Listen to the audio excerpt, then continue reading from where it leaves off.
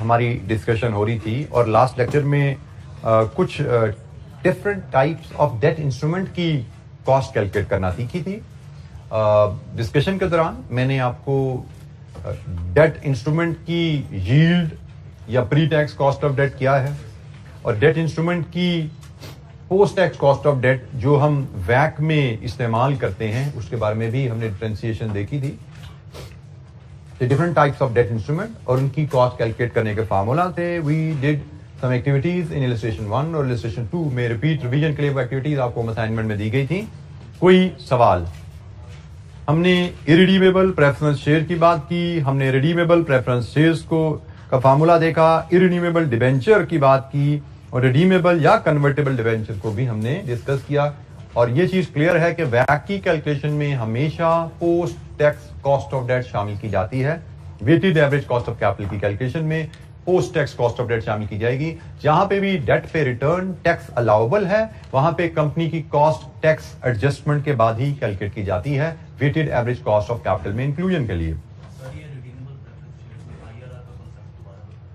बेटा जिस तरह रिडीमेबल बॉन्ड का आपने आईआरआर लिया, रिडीमेबल इंस्ट्रूमेंट कोई भी है उसकी कॉस्ट निकालने के लिए आपको आईआरआर ही लेनी है। जिस तरह यहां पे आपने इनिशियली मार्केट वैल्यू फिर इंटरेस्ट और बाद में रिडम्पशन वैल्यू ली, इधर भी ऐसे ही है। Initially market value of the bond, फिर उसका इंटरेस्ट या डिविडेंड कह लीजिए और फिर रिडम्पशन वैल्यू है। बस फर्क सिर्फ क्या है कि यहाँ पे इंटरेस्ट टैक्स अलाउबल होता है, यहाँ पे प्रेफरेंस शेयर की रिटर्न टैक्स अलाउबल नहीं होती। तो 1 - T का फैक्टर यहाँ पे मिसिंग है, दैट्स इट। बाकी वही तरीका है IRR of the cash flows. जी, एनी अदर क्वेश्चन? कोई और सवाल?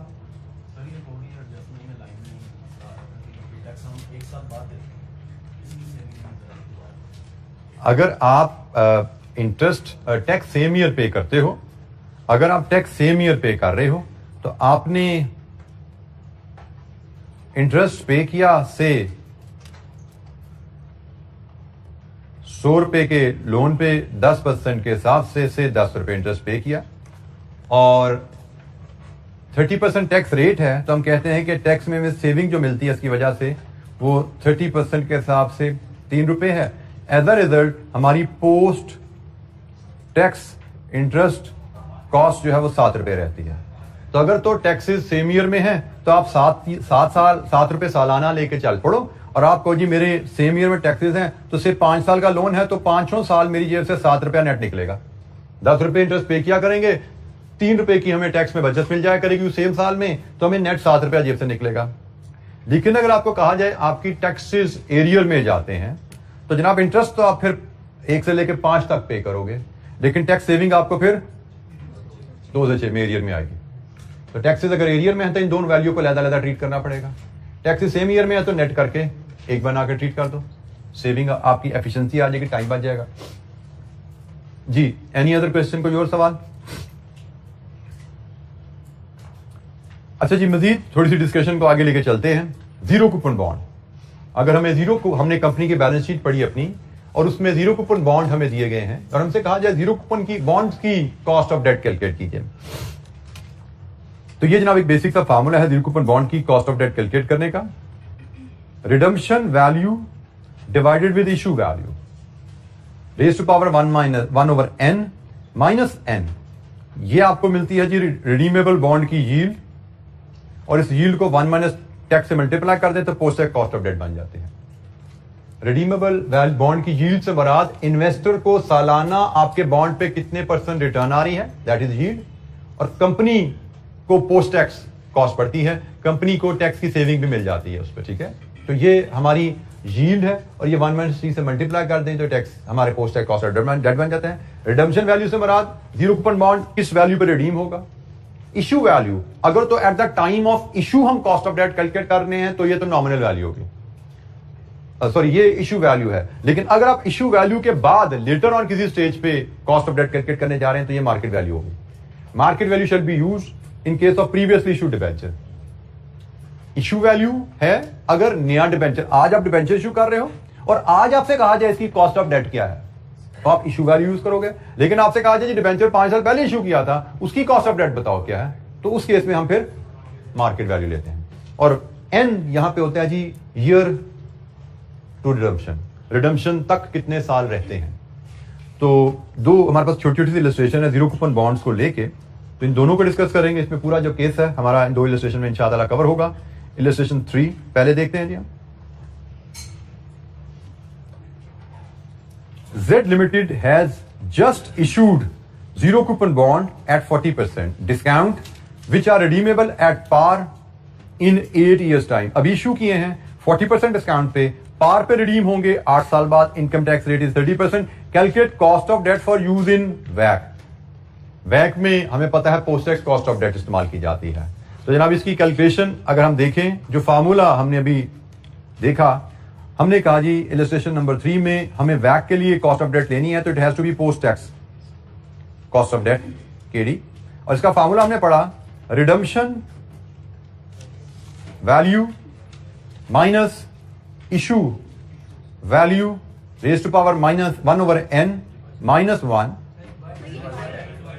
divided with, sorry my mistake, divided with redemption value divided with issue value 1/n power -1।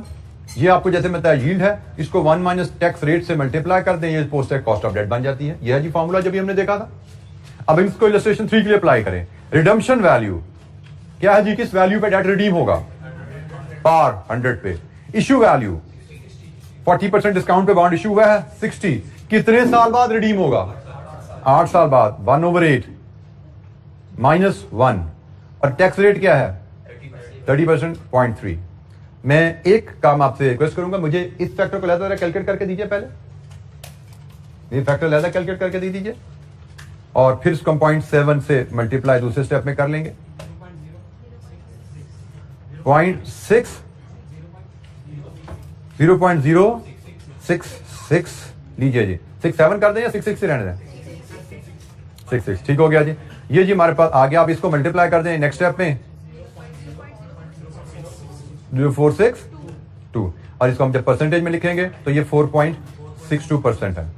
ठीक है जी। ये जी हमारे पास कैलकुलेशन जीरो कूपन बॉन्ड की। और इस वैल्यू को मैंने अलहदा आपसे इसलिए लिखवाया कि अगर आपसे यील्ड पूछी जाए, यील्ड तो आपको पता हो यील्ड 6.6% है। इस बॉन्ड की, जीरो कूपन बॉन्ड की यील्ड 6.6% है और कंपनी को टैक्स सेविंग के बाद 4.62 इसकी कॉस्ट पड़ी है सालाना। जी बेटा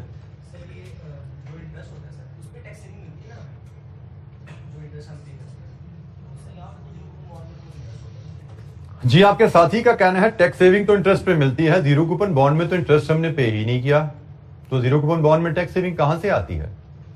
याद है किसी को? पढ़ा है किसी ने नोट्स को? टैक्स सेविंग जी, तो कोई बताएगा मुझे जीरो कूपन बॉन्ड में कंपनी को टैक्स सेविंग कहां से आती है? कंपनी को टैक्स सेविंग कहां से आती है? ये मैंने आपको पढ़ाया नहीं, आपने पढ़ा नहीं। मुझे भी नोट्स को देख लेना चाहिए, शायद मुझसे क्यों गलती होगी। आप लोग इस तरह का रिस्पॉन्स देते हो कि मुझे लगता है कि मुझसे ही गलती ना हुई हो। जी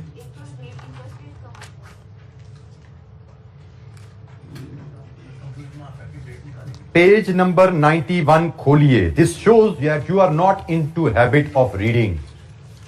पेज नंबर 91 की पैरा 2 जीरो कूपन बॉन्ड का है।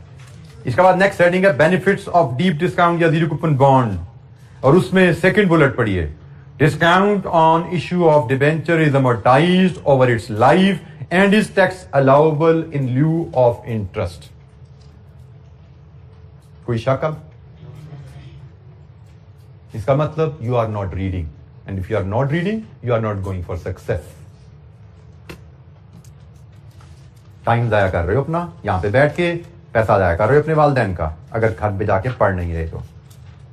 ये ज्यादा पुरानी बात नहीं है, लास्ट वीक की ही डिस्कशन है, लेकिन आपका रिस्पॉन्स इतना मासूमाना और इतना प्योर होता है कि मैं शक में पड़ गया, शायद मैंने ये चीज लिखना भूल गया नोट्स में, या मैंने इस पे बात नहीं की होगी क्लास में।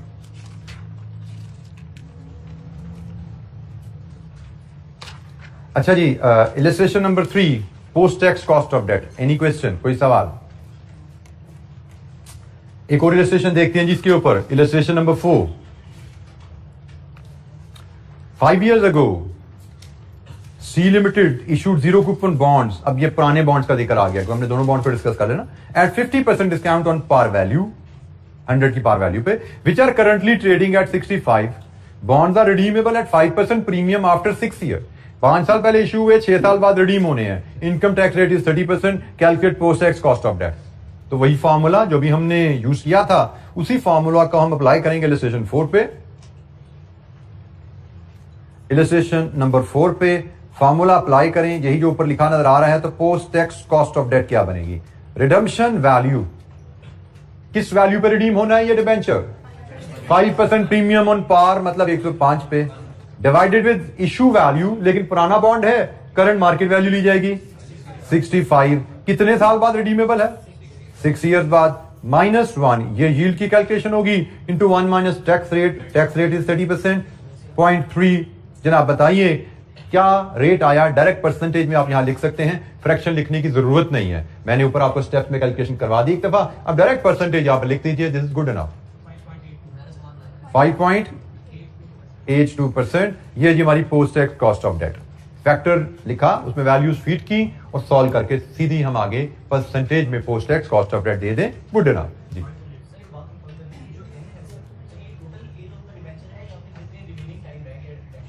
भैया पढ़ना बड़ी मजबूरी है, उसके बगैर गुजारा हो नहीं सकता।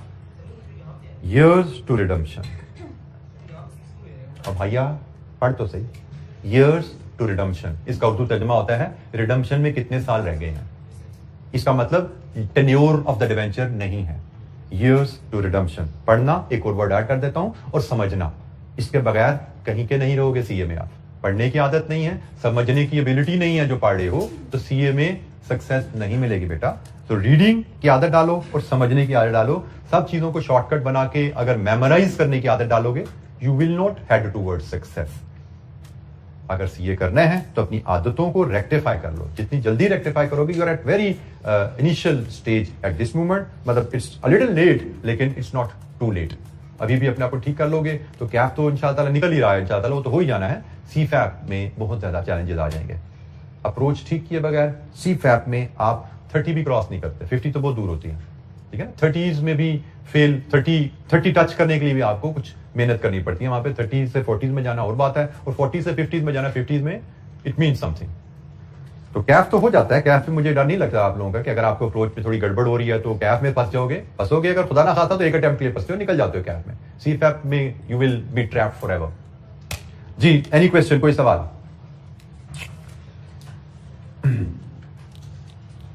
अच्छा जी, फिर हमारे पास बैंक लोन भी आ जाते हैं। बात का हमने बैलेंस शीट पढ़ी, हमें बैलेंस शीट में पता लगा हमारी कंपनी ने बैंक लोन भी लिया हुआ है। तो बैंक लोन की post tax cost of debt कैसे ली जाती है? 4 इंस्ट्रूमेंट हम पहले डिस्कस कर चुके थे लास्ट लेक्चर में। आज हमने जीरो कूपन की बात की, बैंक लोन की बात करते हैं। बैंक लोन की कहानी सबसे आसान है। आपको सिंपली चेक करना है बैंक से जी कि जी ये लोन तो हमने 10 साल पहले लिया था। सपोज आपके बैलेंस शीट में आ रहा है जी 10% का लोन। पहली बात, क्या 10% लोन, 10% का जो लोन है वो आज के लिए 10% रेट आपके लिए रेलेवेंट है? आपकी बैलेंस शीट में अगर 10% लोन आ रहा है, वो क्या बता रहा है कि भाई ये लोन 10% पे हासिल किया गया था।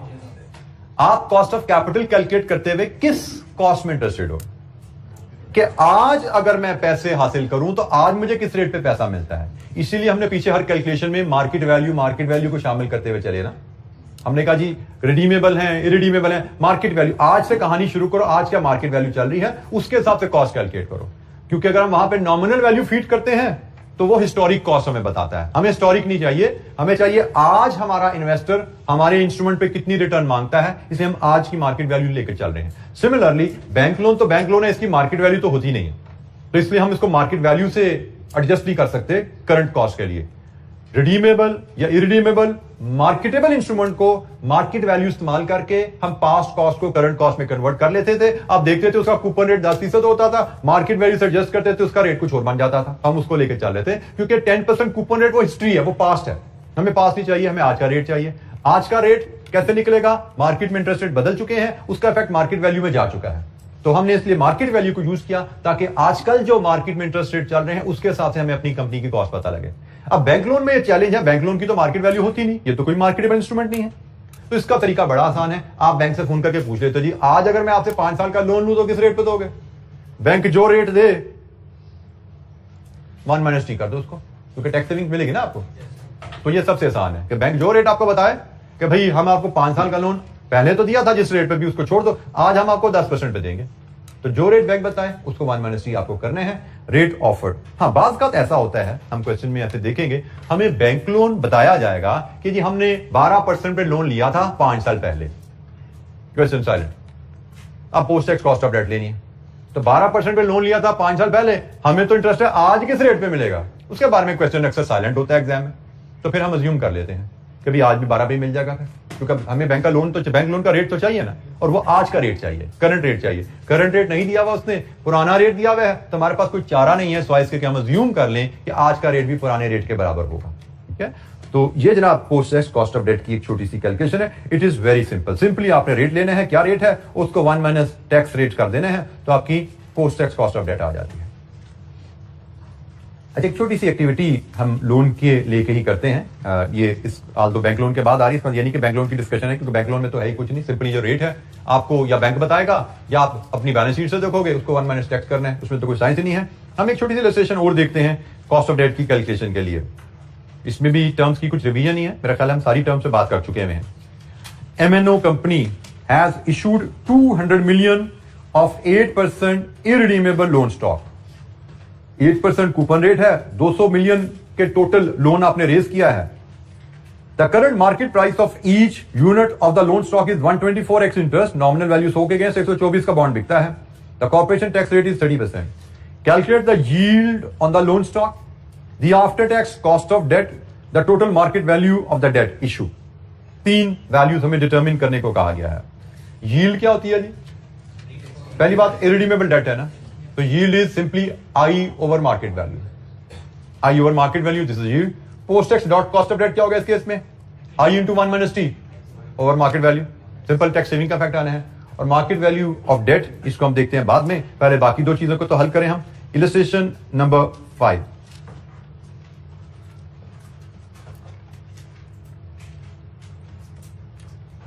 yield I over market value, it has to be x interest, ख्याल रखना है ये। नॉर्मली में x इंटरेस्ट वैल्यूज ही दी जाती हैं, लेकिन कभी भी एग्जामिनर आपको ट्रिक कर सकता है। तो I means annual interest payment on 1 bond, 100 रुपए का एक बॉन्ड है, उस पर सालाना 8% इंटरेस्ट, ये है जी आपका I। Market value, current value x interest में दी गई है, वो 124 है। तो जनाब परसेंटेज यहाँ पे 100 फार्मूला में लिखा नजर नहीं आता, बट इट अंडरस्टूड, 100% में हम इसको रिपोर्ट करते हैं। तो यील्ड क्या है? 6.45, ये यील्ड है जी। इसके बाद post tax cost of debt, जब आप यील्ड निकाल चुके हो तो post tax cost of debt बड़ी आसान है, अब सिंपली इसको 1 माइनस टी कर दो। What is the tax rate?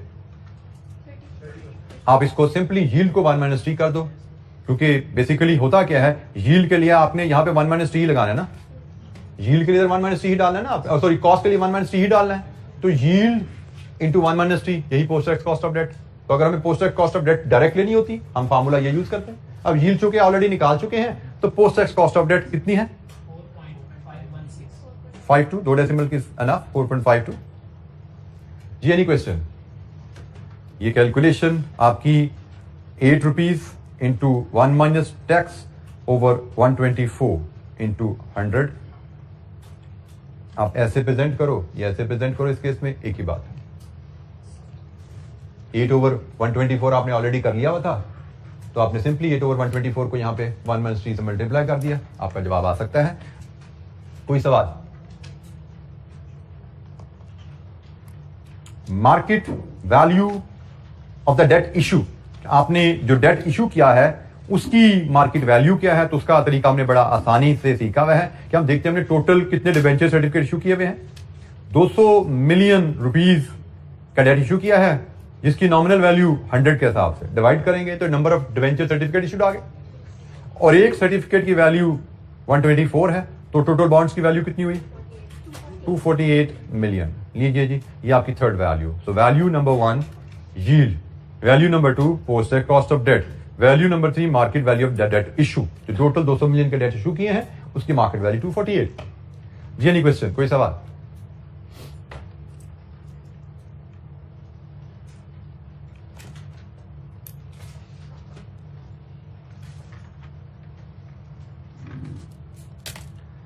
अच्छा, इसके नोट्स में एक छोटी सी मुझे लगता है टाइपो मुझसे यहाँ पे हुई है, इस पेज पे, पेज 103 की बॉटम पे। एट विच, ये जो वर्ड है ना एट विच, बैंक नहीं कंपनी है, इसको ठीक कर लीजिए। Eight which company can obtain loan now पर हैज रिसेंटली ऑब्टेन्ड, ये इसको चेंज कर लीजिएगा। यहां पे एट विच बैंक लिखा गया कंपनी, कंपनी जिस रेट पे आज लोन ले सकती है वो। अच्छा जी, कॉस्ट ऑफ डेट पे हमारी डिस्कशन कंप्लीट, हमने कुछ इलस्ट्रेशन भी देख ली हैं। अब कॉस्ट ऑफ इक्विटी की बात करेंगे, क्योंकि हमने जो डिस्कशन स्टार्ट की थी वैक की कैलकुलेशन के लिए, हमने कहा जी हम कंपनी के सोर्सेज ऑफ फाइनेंस आइडेंटिफाई करेंगे। उन सोर्सेज में डेट सोर्सेज भी हो सकते हैं, इक्विटी सोर्सेज भी यकीनन होंगे। तो different types of debt sources की कॉस्ट कैसे कैलकुलेट की जाती है, वो एक्टिविटी हमारी होगी। अब इक्विटी तो इक्विटी है, वो एक ही सोर्स है, उसकी कॉस्ट कैसे कैलकुलेट करनी है उस पर हम बात करेंगे। और फिर हम एंड में जब हम कॉस्ट ऑफ डेट कैलकुलेट करना सीख चुके, कॉस्ट ऑफ इक्विटी कैलकुलेट करना सीख चुके, तो फिर हम वैक कैलकुलेट करना उस पर बात करेंगे, उसकी एक्टिविटी करेंगे। और वैक की एक्टिविटी जब हम कर रहे होंगे वहां पे cost of debt, cost of equity की कैलकुलेशन बार बार हमारे साथ रिवाइज होगी इंशाअल्लाह। अच्छा जी, कॉस्ट ऑफ इक्विटी को कैलकुलेट करने के लिए कई तरीके हैं।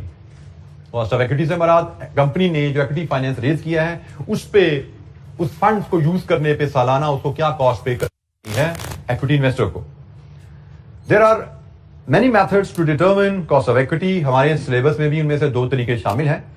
पहला तरीका है calculating cost of equity using dividend valuation model, abbreviated as DVM.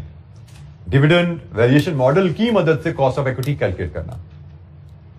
Dividend valuation model की मदद से कॉस्ट ऑफ इक्विटी कैलकुलेट करने के लिए पहले हमें डिविडेंड वैल्यूएशन मॉडल को थोड़ा सा समझना पड़ेगा, उसके बाद हम कॉस्ट ऑफ इक्विटी की मदद से कैसे निकालते हैं उस पर बात करेंगे। डिविडेंड मॉडल क्या कहता है, डिविडेंड वैल्यूएशन मॉडल क्या कहता है? बेसिकली जैसे इसके नाम से ही जाहिर है, ये एक वैल्यूएशन का मॉडल है। किसकी वैल्यूएशन का मॉडल है? ये शेयर की वैल्यूएशन का मॉडल है। और ये शेयर की वैल्यू किस प्रिंसिपल पे कैलकुलेट करता है? Dividend valuation model. ये मॉडल कहता है कि आपने अगर किसी कंपनी की शेयर की वैल्यू एस्टिमेट करनी है तो वो वैल्यू आप उस कंपनी के डिविडेंड्स की मदद से एस्टिमेट कर सकते हैं। कंपनी के डिविडेंड्स की मदद से कंपनी की शेयर की वैल्यू एस्टिमेट कर सकते हैं। This is the basic principle of DVM. Company के डिविडेंड्स से कंपनी के शेयर के वैल्यू एस्टिमेट कर सकते हैं। किस तरह? आप कंपनी के फ्यूचर इनकम स्ट्रीम मतलब डिविडेंड को डिस्काउंट कीजिए investors required rate of return पे, equity investors required rate of return पे, जो कि KE है। अच्छा, यहां पे एक जरा ख्याल रखिएगा, debt investors required rate of return yield होती है। डेट इन्वेस्टर का रिक्वायर्ड रिटर्न यील्ड है। कंपनी की कॉस्ट ऑफ डेट फर्क होती है टैक्स सेविंग की वजह से, लेकिन इक्विटी इन्वेस्टर की रिक्वायर्ड रिटर्न कंपनी की कॉस्ट ऑफ इक्विटी है, क्योंकि वहां पे कोई टैक्स सेविंग नहीं है। ठीक हो गया? तो डेट इन्वेस्टर को जो रिटर्न जाती है, कंपनी को उस पर टैक्स सेविंग मिलने की वजह से कंपनी को कॉस्ट पोस्ट टैक्स कमी हो जाती है, लेकिन इक्विटी इन्वेस्टर को जो रिटर्न जाती है उस पर कंपनी को कोई टैक्स सेविंग नहीं मिलती। तो इक्विटी इन्वेस्टर का जो रिटर्न है वही कंपनी की कॉस्ट ऑफ इक्विटी है। तो यहां पे उसने कहा डीवीएम क्या कहता है कि आप future expected income stream which is represented by dividend, future expected income stream which is represented by dividend, उसको डिस्काउंट कर लो investor required rate of return पे, तो शेयर की प्राइस मिल जाएगी। आप शेयर की प्राइस एस्टिमेट करने का तरीका क्या है? फ्यूचर एक्सपेक्टेड इनकम स्ट्रीम जो कि डिविडेंड कहलाती है, शेयर होल्डर को डिविडेंड को डिस्काउंट कर लो KE पे, आपको शेयर प्राइस मिल जाएगी। ये बेसिक फार्मूला है। डिविडेंड को डिस्काउंट कर लो KE पे, इक्विटी इन्वेस्टर रिक्वायर्ड रिटर्न पे, तो आपको शेयर प्राइस मिलती है। लेकिन इसमें कुछ दो अजम्पशन है। इस मॉडल में दो बेसिक अजम्पशन है। Assumption number 1, company dividend perpetuity में पे करती है। डीवीएम की अजम्पशन कि अगर आप किसी कंपनी के डिविडेंड की मदद से उसकी शेयर वैल्यू एस्टिमेट करना चाहते हो तो आप इसी सूरत में शेयर प्राइस एस्टिमेट कर सकते हो अगर कंपनी डिविडेंड परपेचुइटी में पे करती है, फॉरएवर पे करेगी सालाना। और दूसरी condition, dividend will be either constant और growing at a constant rate. यही दो केसेस अगर होंगे तो ही आप डीवीएम की मदद से शेयर प्राइस कैलकुलेट करते हो। अगर यही दो केसेस हैं तो ही आप डीवीएम की मदद से शेयर प्राइस कैलकुलेट करते हो। अगर कंपनी डिविडेंड सिर्फ 5 साल पे करके बंद कर देगी डिविडेंड पे करना, तो ये मॉडल नहीं लगेगा। अगर कंपनी का डिविडेंड कभी 2% से बढ़ता है, कभी 6% से बढ़ता है, कभी 3% से नीचे आ जाता है, तो ये मॉडल नहीं लगेगा। ये मॉडल लगने के लिए सिर्फ दो ही ऑप्शन है कि कंपनी डिविडेंड पे करेगी हर साल कांस्टेंट, या कंपनी डिविडेंड पे करेगी हर साल सालाना 5% से बढ़ा के। कांस्टेंट रेट पे ग्रो करता हुआ। ठीक है जी। तो ये दो सूरतें हैं जिनमें अगर कंपनी डिविडेंड पे कर रही है तो आप डीवीएम की मदद से शेयर प्राइस एस्टिमेट कर सकते हैं। वो शेयर प्राइस एस्टिमेशन कैसे है? बड़ा बेसिक सा एक फार्मूला है। अगर कंपनी कांस्टेंट डिविडेंड पे कर रही है तो discounting in perpetuity, annual dividend over discount rate, यही होता है ना डिस्काउंटिंग इन परपेचुइटी। मतलब मुझे याद है किसी बच्चे ने मुझे पहले भी चेक किया था, भाई ऐसे भी लिख देता हूं मैं इसको। तो डी ओवर के, डिस्काउंटिंग इन परपेचुइटी, ऐसा ही है। कांस्टेंट डिविडेंड है परपेचुइटी में अगर, तो कांस्टेंट डिविडेंड को डिस्काउंट करना है, तरीका क्या है? 1 ओवर डिस्काउंट रेट, ये परपेचुइटी का डिस्काउंट फैक्टर होता है ना। तो जनाब आप अगर कंपनी कांस्टेंट रेट पे डिविडेंड करती है तो डीवीएम के मुताबिक कांस्टेंट डिविडेंड पे करती है, डीवीएम के मुताबिक share price market value dividend estimate करने का फार्मूला ये बनता है, एनुअल कांस्टेंट डिविडेंड ओवर के। के is equity investor required return, जो कि कंपनी की कॉस्ट ऑफ इक्विटी बन जाती है। शेयर होल्डर्स रिक्वायर्ड रिटर्न, जो कि कंपनी की कॉस्ट ऑफ इक्विटी बनती है। तो जनाब ये है फार्मूला शेयर वैल्यूएशन का। बट हमने फार्मूला को शेयर वैल्यूएशन के लिए यूज नहीं करना, हम ये टॉपिक क्यों पढ़ रहे हैं? कॉस्ट ऑफ इक्विटी निकालने के लिए। तो हमने इस फार्मूला को इस शेप में यूज करना सीखना ही नहीं है। हमने तो कहना है भाई ये फार्मूला डीवीएम का है, तो कॉस्ट ऑफ इक्विटी के लिए इसको मॉडिफाई ऐसे रीअरेंज कर लिया जाता है। सिंपल रीअरेंजमेंट है। हमने याद इसको नहीं रखना, हमने याद इसको रखना है। लेकिन याद रखने के लिए सिर्फ डटा नहीं लगाना था, थोड़ी सी लॉजिक देनी थी, तो इसलिए हमने पहले आपके सामने ये रखा फार्मूला। अब उस लॉजिक के बाद हमने याद इसको रखना है। बट हमें पता होना चाहिए कैसे ड्राइव हो रहा है, किस असूल के तहत हो रहा है, क्योंकि यू नेवर नो। क्योंकि ये फार्मूला तो आपके स्कोप में है ना, इस पे कोई एमसीक्यू आ सकता है आपका कि जी डीवीएम का प्रिंसिपल क्या है, डीवीएम के तहत मार्केट वैल्यू किस तरह कैलकुलेट की जा सकती है, 3-4 फार्मूला दे देगा, यू शुड नो। बेशक इसकी एप्लीकेशन हमारे स्कोप में नहीं है इस शेप की, ये हमारे स्कोप में इस शेप की एप्लीकेशन है, बट इस शेप का कॉन्सेप्ट वी शुड नो। तो जनाब हमने DVM, discounting dividend in perpetuity, you can estimate market value of the share, and by simply rearranging this formula you can estimate KE, cost of equity, which is shareholder required return.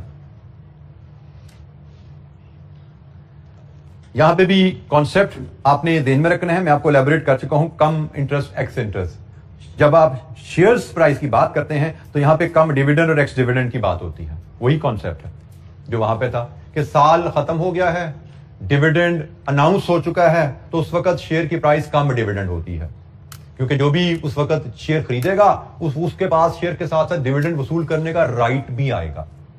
लेकिन जिस दिन dividend pay हो जाता है उसके बाद share की price गिर जाती है, और इसको हम एक्स डिविडेंड शेयर प्राइस कहते हैं, क्योंकि शेयर डिविडेंड की पेमेंट के बाद जब आप शेयर खरीद रहे हो तो अब आपको डिविडेंड पिछले साल का रिसीव करने का राइट नहीं है। अब साल खत्म होगा तो अगले साल का डिविडेंड जो कंपनी कमाएगी ना उसमें से आपको मिलेगा।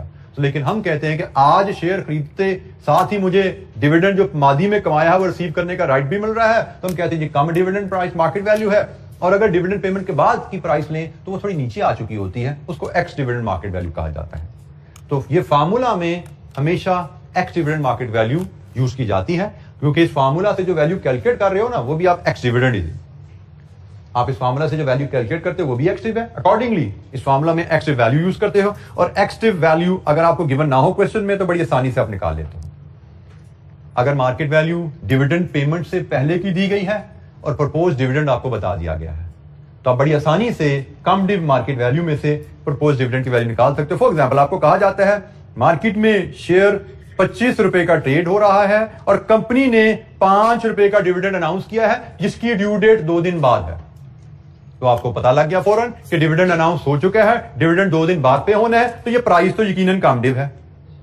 हमें फार्मूले के लिए एक्टिव वैल्यू चाहिए, मतलब डिविडेंड पेमेंट के बाद शेयर प्राइस क्या होगी हमें ये चाहिए। तरीका बड़ा आसान सा है कि भाई कम डिव आज की प्राइस में से जो डिविडेंड पे होना है वो निकाल दो, तो हमें पता लग गया कि डिविडेंड पेमेंट के बाद शेयर अंदाजन 20 रुपए पे आ जाएगा, क्योंकि अभी जो कंपनी का शेयर बाय कर रहा है उसको ये 5 रुपए मिल जाने ना 2 दिन बाद, तो वो 5 रुपए की कीमत में ऐड करके पे कर रहा है। ठीक है जी, 20 रुपए शायद शेयर के हैं, 5 रुपए डिविडेंड आने वो भी डाल लो, 25 रुपए ले लो मुझसे, तो 25 रुपए पे करके जो शेयर खरीदेगा 2 दिन बाद उसको 5 रुपए वापस मिल जाएंगे।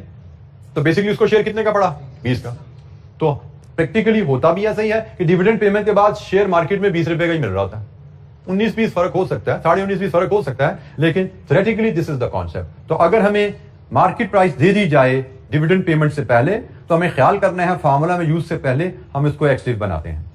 तो जनाब कांस्टेंट डिविडेंड अगर पे करते हैं तो केई का फार्मूला क्या है, और केई के फार्मूला में जो मार्केट वैल्यू यूज की जाती है दैट हैज टू बी एक्सटिव, कमडिव, एक्सटिव और रिलेशनशिप। ये छोटी सी बातें हैं। आगे अब हम इलस्ट्रेशंस देखेंगे। कोई सवाल यहां पे? जी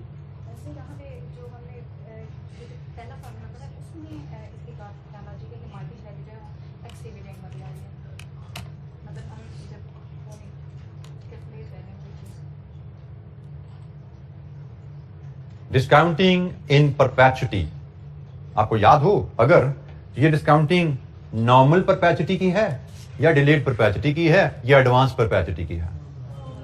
नॉर्मल परपेचुटी की है। तो नॉर्मल परपेचुटी में आपके कैश फ्लोज कहां से शुरू होते हैं? आज से शुरू होते हैं, साल बाद शुरू होते हैं, 2 साल बाद शुरू होते हैं? साल बाद। तो जनाब आपका डिविडेंड के टाइमिंग क्या है? साल बाद। तो एक्सटिव प्राइस तो तब होती है जब डिविडेंड आज या कल ड्यू है।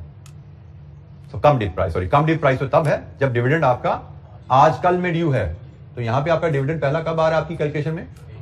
1 साल बाद का। तो price can't be come div. अगर आपकी ये टाइमिंग ये 0 से परपेचुटी आप डिस्काउंट कर रहे होते हैं ना, देन प्राइस कम डिव आती कि एक डिविडेंड आज पे होने वाला है और एक अगला डिविडेंड साल बाद आएगा, तो फिर आपकी प्राइस कम डिव होती। लेकिन हमने तो नॉर्मल परपेचुटी की है। नॉर्मल परपेचुटी में तो पहला डिविडेंड साल बाद आना है, तो पहला डिविडेंड साल बाद आना है। हमने तो आज के डिविडेंड को इस कैलकुलेशन में शामिल नहीं किया, कोई डिविडेंड आने वाला ही नहीं है, क्योंकि पहला डिविडेंड साल बाद है, मतलब पिछला डिविडेंड पे हो चुका हुआ है।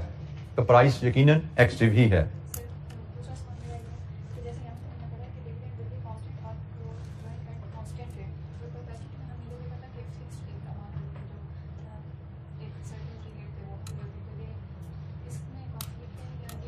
अभी हम दूसरे हिस्से पे जाएं। अभी तो मैंने सिर्फ कांस्टेंट से डील किया ना, growing at a constant rate पे बात हमने करनी है। अभी उस पर जब आ लेंगे तो growing at a constant rate का क्या मतलब है उसको भी डिस्कस कर लेंगे। अभी तो मैंने उसको टच नहीं किया। मैंने तो आपको कहा कि डिविडेंड कांस्टेंट रेट पे हो रहा हो या डिविडेंड कांस्टेंट रेट पे ग्रो हो रहा हो, सिर्फ उस सूरत में हम डीवीएम अप्लाई करेंगे।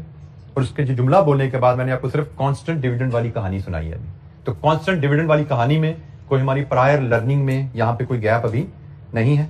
जब ग्रोथ की बात करते हैं इलस्ट्रेशन के बाद, तो वहां पे मैं आपको थोड़ी सी एडिशनल नॉलेज जो चाहिए वो भी मैं आपको दूंगा, ताकि आपका गैप जो आ रहा है वो ब्रिज हो सके। लेकिन पहले इसकी एक छोटी सी हम एक एक्टिविटी कर लें। इलस्ट्रेशन 6 ग्रोथ की कहानी आगे आ रही है, उसको भी डील करना है हमने। उसका फार्मूला भी फर्क है, उसकी कैलकुलेशन भी फर्क है। इलस्ट्रेशन नंबर 6,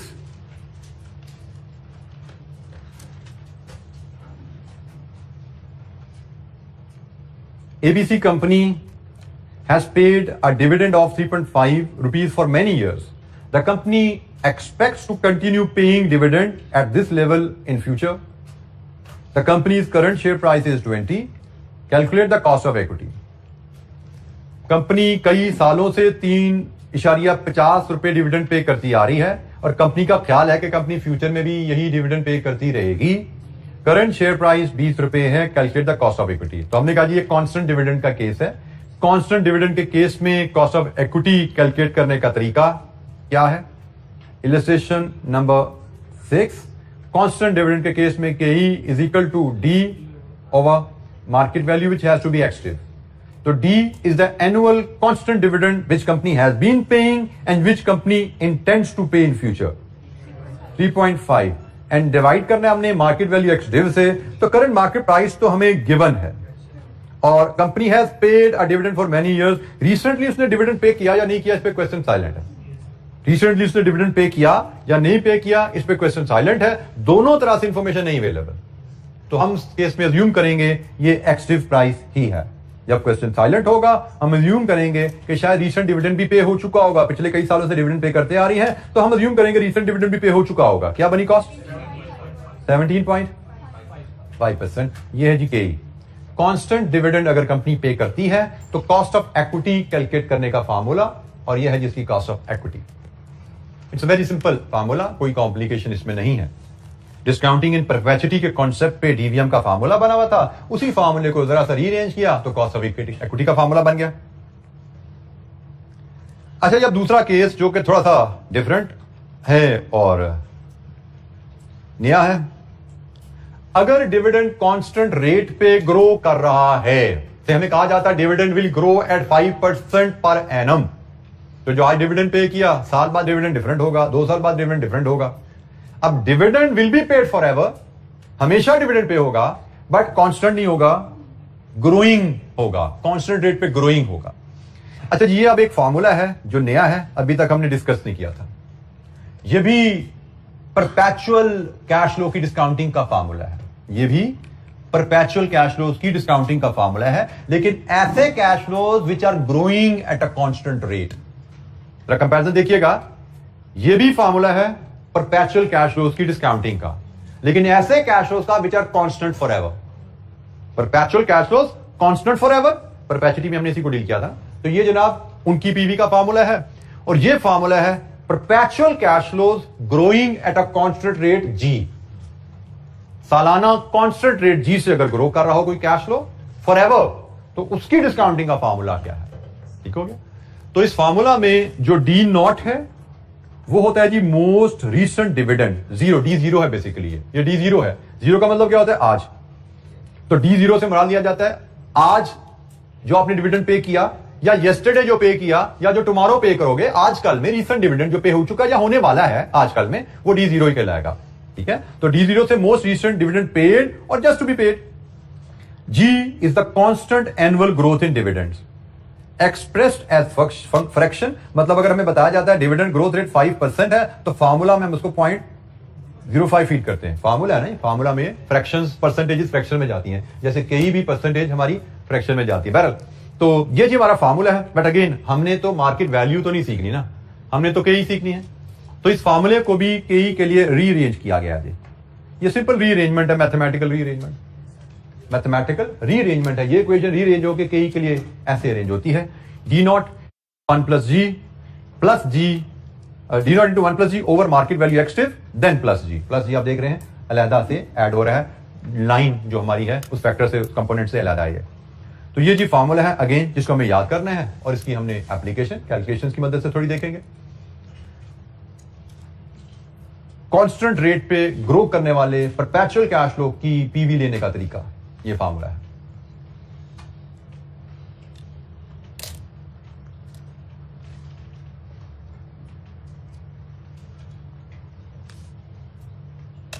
अच्छा, छोटी छोटी सी हमारे पास 2-3 कैलकुलेशन है इसी फॉर्मूला को लेके, इनको हम देखते हैं। 2 लाइनर कैलकुलेशन है, 2 लाइनर इलस्ट्रेशन है। इलस्ट्रेशन 7,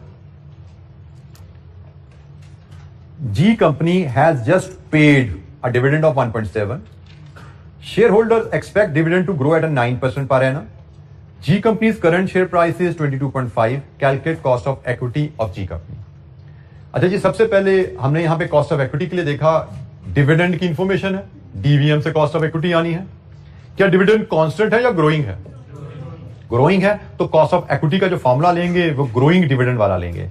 तो इलस्ट्रेशन 7 के लिए सबसे पहले मैं अगर फॉर्मूला ग्रोइंग डिविडेंड का ले आऊं आपके सामने, तो K is equal to D naught into 1 plus G over market value which has to be active plus G, ये फॉर्मूला है जी। अब हम इलस्ट्रेशन 7 का डाटा इसमें फीड करते हैं।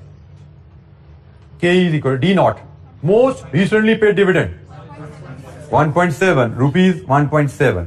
ग्रोथ फ्यूचर में डिविडेंड किस रेट से ग्रो करेगा? 9%, 0.09 बन जाएगा जी, ऐसा ही है। ओवर मार्केट वैल्यू एक्टिव, हमें जो मार्केट वैल्यू दी गई है, इज इट एक्टिव और कमटिव? इट इज एक्टिव क्योंकि dividend has just been paid, तो ये एक्टिव है 22.5 प्लस ग्रोथ 0.09। लीजिए जी, सॉल्व कर लीजिए, फ्रैक्शन में आपका आंसर आएगा, उसको परसेंटेज में लिख लीजिएगा। लीजिए जी, ये आपकी के है इलस्ट्रेशन 7 में। You have to simply remember the formula, और इंडिविजुअल कंपोनेंट्स की इंटरप्रिटेशन आपको आनी चाहिए। डी जीरो क्या होता है, यहां पे मार्केट वैल्यू एक्टिव से क्या मुराद है, और जी क्या है।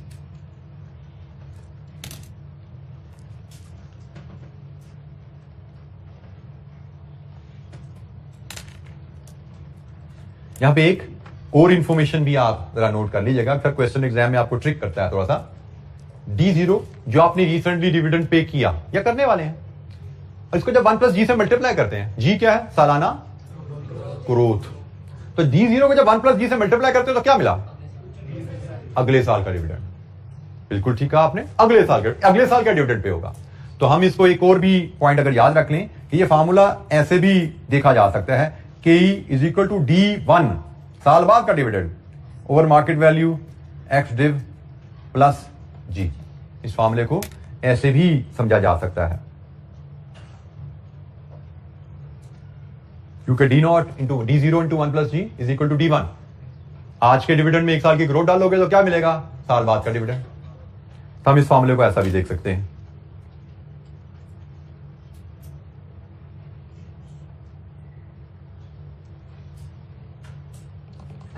Illustration 8. A company has recently paid a dividend of 3.3. The current share price is 37. If the dividend are expected to grow at an annual rate of 5%, cost of equity. फटाफट बताइए क्या, simple सा केस है। कितना जी? 14.36. It was a simple case. Any disagreement? कोई issue नहीं है, simple case था। Illustration number 9. B company is about to pay a dividend of 1.9. Shareholders expect dividend to grow at a 9% per annum. B company's current share price is 17.5. Calculate cost of equity of B company. यहां पे क्या ख्याल रखने वाली बात है कि price हमारी कम डिव है, प्राइस हमारी यहां पे कम डिव है, सिर्फ इस चीज का ख्याल रखना है। तो इलस्ट्रेशन 9 पे जब हम जाते हैं तो हमारा डाटा रहेगा K is equal to D naught, हमें जो वैल्यू दी गई है वो डी जीरो की है 1.9, ग्रोथ रेट 9% है और मार्केट वैल्यू जो गिवन है दैट इज कॉमडिव 7, और इसको हमें एक्सट्रीव बनाना पड़ेगा तो 17.5 माइनस 1.9, ये जी कॉमडिव वैल्यू आ गई प्लस 0.09, 22.28%। ये जी हमारे पास के की वैल्यू आ गई जी। Any question? डीवीएम के हमने 2 फार्मूला सीखे, उन दोनों डीवीएम के फार्मूलाज को हमने मॉडिफाई करके केई बनाई, केई के फार्मूलाज बना लिए। तो हमारे पास अब केई कैलकुलेट करने के लिए डिविडेंड इंफॉर्मेशन को लेके कॉस्ट ऑफ इक्विटी कैलकुलेट करने के लिए 2 फार्मूलाज अवेलेबल हैं। अगर एक कंपनी कांस्टेंट रेट पे डिविडेंड पे कर रही है तो हम इस फार्मूला की मदद से उसकी कॉस्ट ऑफ इक्विटी कैलकुलेट करेंगे, और अगर एक कंपनी का डिविडेंड कांस्टेंट रेट से ग्रो कर रहा है तो हम इस फार्मूला की मदद से या इस फार्मूला की मदद से उसकी केई कैलकुलेट करते हैं। तो हमने सिर्फ ये केई कैलकुलेट करने के लिए 2 फार्मूला सीखे हैं। कौन सा यूज करना है दैट विल डिपेंड कंपनी की डिविडेंड पेमेंट की पॉलिसी क्या है, जिसकी अपनी कंपनी की हम कॉस्ट ऑफ इक्विटी कैलकुलेट करने जा रहे हैं। तो हमारी कंपनी की कॉस्ट ऑफ डिविडेंड पेमेंट की पॉलिसी क्या है, उसके मुताबिक हमारे पास 2 फार्मूलाज हैं कॉस्ट ऑफ इक्विटी कैलकुलेट करने के लिए।